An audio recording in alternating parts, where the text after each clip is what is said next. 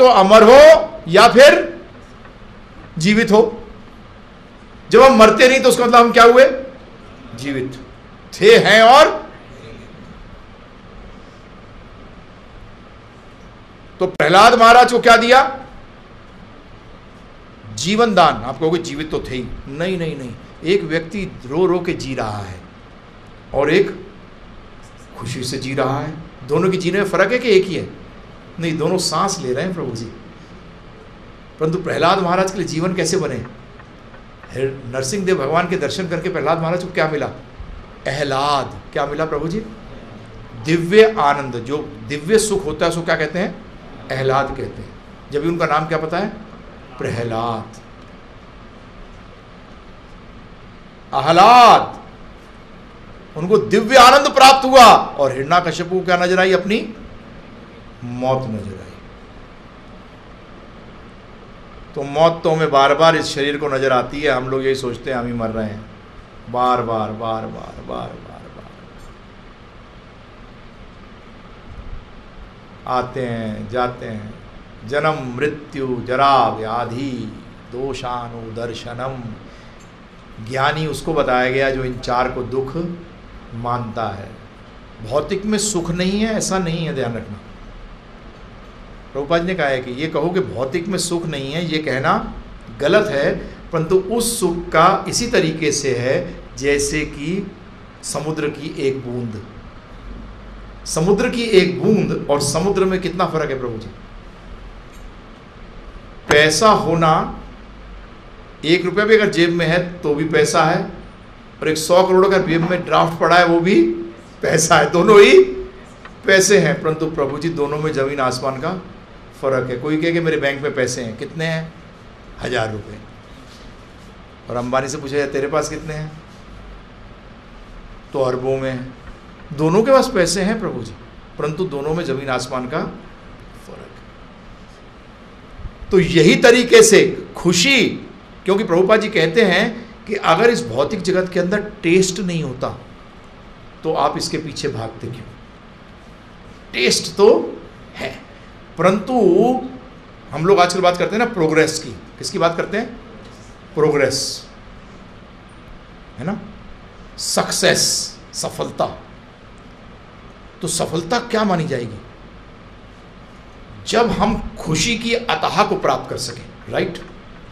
जब हम खुशी की अतः को प्राप्त कर सकें। और वो कब प्राप्त कर सकोगे? जब 2 चीजें होंगी, आपका कोई कंपटीटर ना हो, क्योंकि जीवन में प्रभु जी सबसे बड़ा कंपटीटर ही होता है प्रभु जी। चाहे वो सर्विस में हो, चाहे वो बिजनेस में हो। ब्राह्मणों में भी प्रभु जी, ऋषियों में आपस में कंपटीशन चलती है, मैं महर्षि, मैं ब्रह्म ऋषि है। सिर्फ ये वैष्णवों में नहीं होती, क्योंकि वैष्णव की स्टेज पे आके आप पूर्ण सफल हो गए, आपका कोई कंपटीटर नहीं है। क्योंकि हमारा लक्ष्य क्या है? भगवान के साथ संबंध।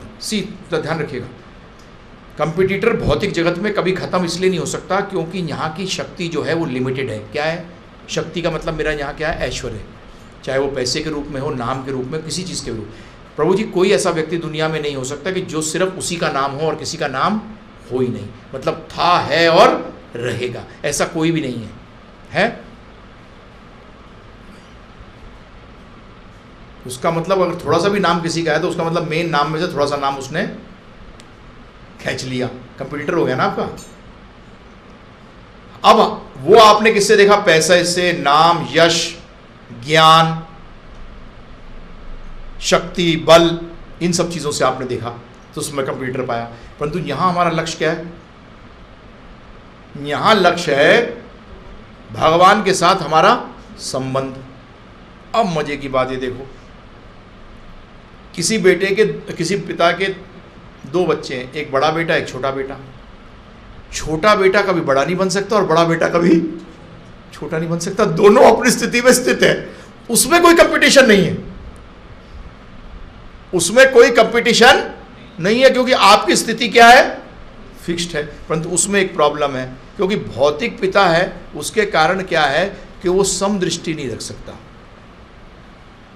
नहीं रख सकता, पॉसिबल ही।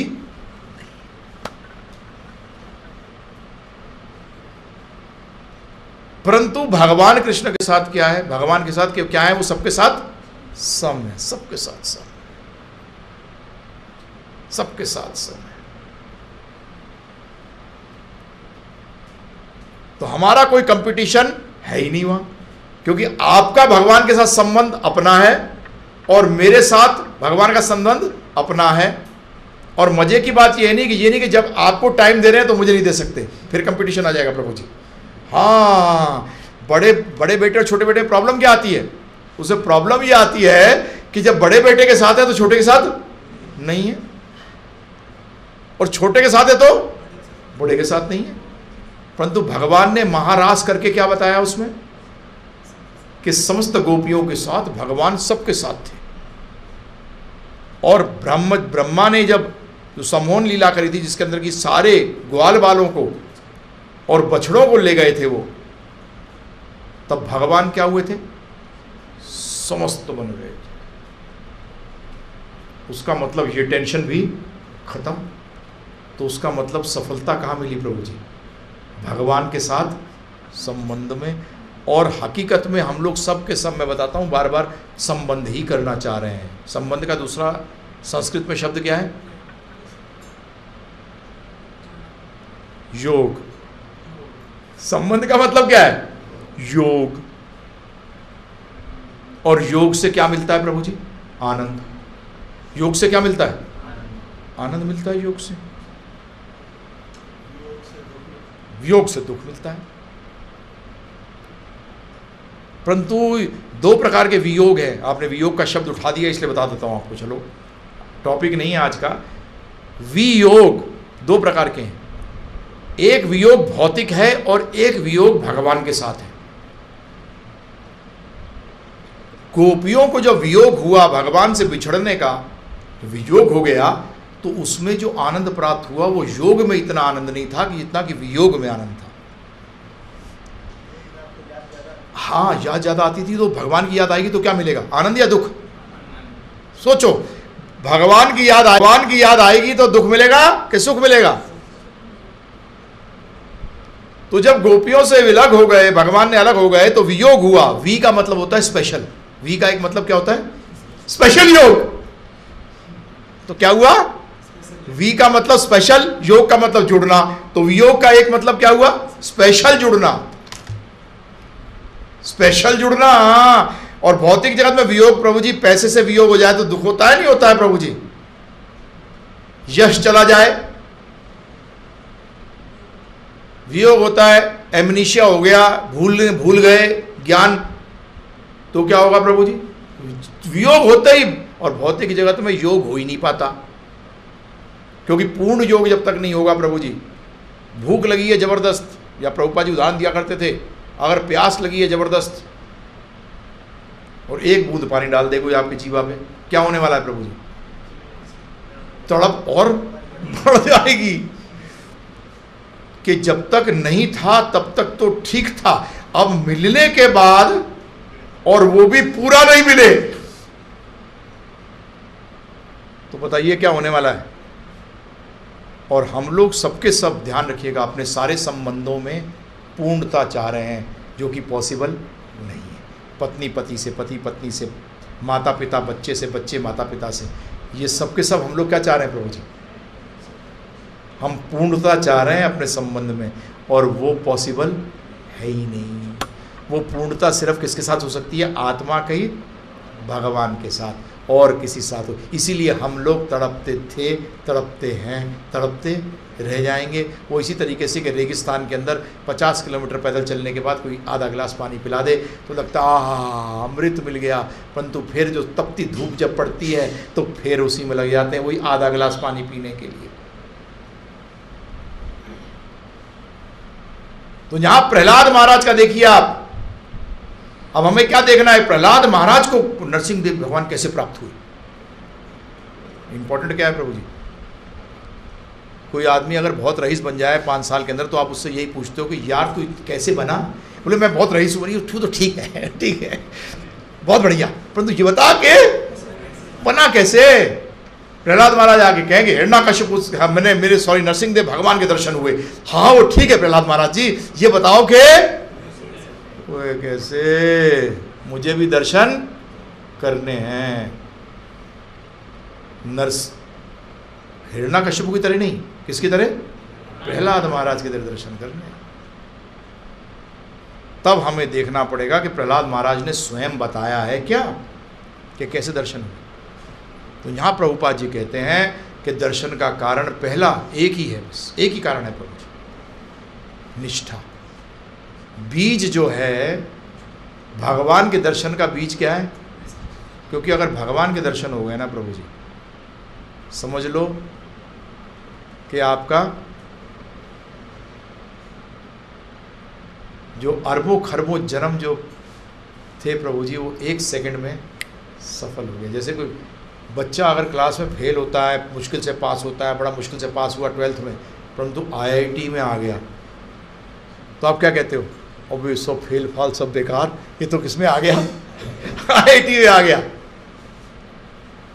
कोई देखता है फिर फेल? जीवन में असफलताओं को नहीं देखता फिर व्यक्ति, क्या देखता है उसकी सिर्फ। तो आज प्रहलाद महाराज से भी हमें यही देखना है, इस आज के दिन नरसिंहदेव भगवान से क्या प्रार्थना करनी है, प्रहलाद महाराज से क्या प्रार्थना करनी है। हकीकत से नरसिंहदेव भगवान से प्रार्थना करनी है कि जो प्रहलाद महाराज ने किया वो हमें करा दो। देखिए समझिए, मांगना सीखो। अब नरसिंहदेव भगवान से क्या प्रार्थना करो कि जैसी मानसिक स्थिति, जैसी चेतना किसकी थी? प्रहलाद महाराज की, वैसी चेतना हमें दे दो जिससे कि हम आपके दर्शन कर सकें। भक्ति विघ्न विनाशक बोलते हैं हम नरसिंहदेव भगवान को, जो भक्ति में विघ्न आए, क्योंकि प्रहलाद महाराज क्या थे? भक्त। प्रहलाद महाराज ने भगवान से कभी कुछ नहीं मांगा, एक ही चीज मांगते थे, क्या? अपनी भक्ति दो, और कुछ मांगते ही नहीं थे। तो अब निष्ठा, प्रभुपाद जी ने बताया कि निष्ठा जो है, ये हकीकत में निष्ठा जो है ये प्रेम का बीज है। किसका बीज है? प्रेम का बीज है निष्ठा। जब तक निष्ठा नहीं होगी उस चीज के पीछे नहीं जाओगे। जाओगे प्रभु जी? अगर किसी चीज में, अगर कोई आदमी कोई नाम ले देता है किसी जगह का, आपने कभी वो जगह सुनी नहीं, और पता लगा उस जगह के अंदर क्या है कि सोना ऐसी पड़ा रहता है, कोई उठा के ले सकता है। अब आपने कभी वो जगह सुनी नहीं, तो आपकी प्रभु जी, आपने उसके बारे में जाना नहीं, तो आप वहाँ जाने की कोशिश करोगे? नहीं करोगे। तो पहले आप क्या करोगे? उस जगह का आपको ज्ञान दिया जाएगा। जब वो ज्ञान दिया जाएगा तो आपकी उस जगह के प्रति निष्ठा बढ़ेगी। इसी तरीके से जब हमें भगवान के बारे में ज्ञान मिलता है तो हमारी जो क्या है शंकाएं वो दूर होती हैं। अब इस पे प्रश्न उठता है कि नारद जी के पास ऐसा ज्ञान, प्रहलाद महाराज जी के पास ऐसा ज्ञान कहाँ से आया? ज्ञान आया ना प्रभु जी, जिससे कि शंका मिटी और क्या हुई? श्रद्धा परपक होकर निष्ठा बन गई, जिसमें कि उन्होंने खंबे में ही भगवान को देख रहे हैं, खंबे को भगवान नहीं देख रहे, ध्यान रखना। हाँ, कि भगवान हर जगह मौजूद है। ये ज्ञान, उसका मतलब इंपॉर्टेंट चीज क्या हुई? ज्ञान लेना। यही प्रभुपाद जी लिखते हैं, श्रीमद् भगवद गीता और श्रीमद् भागवतम, ये 2 पुस्तक, ये 2 शास्त्र, ये जो व्यक्ति जान जाए उसमें क्या हो जाएगी? निष्ठा हो जाएगी। जब भी आप देखिए उपनिषदों के अंदर कहीं भी ऐसा नहीं है कि सिर्फ के मंत्र शिष्य ने, गुरु ने शिष्य को मंत्र दे दिया हो सिर्फ कि अब तू जाके जप और तेरा काम हो जाएगा। नहीं, क्या हुआ है प्रभु जी? आपस में संवाद है, आपस में संवाद है, श्रवणम कीर्तनम। तो जब भी हमारे शास्त्रों में बताया गया, प्रहलाद महाराज ने कहाँ लिया है ज्ञान? मां के गर्भ में। किससे लिया? नारद मुनि से। जिससे क्या हुआ कि ऐसी परपक हो गई निष्ठा गर्भ के अंदर ही, कमाल हो गया।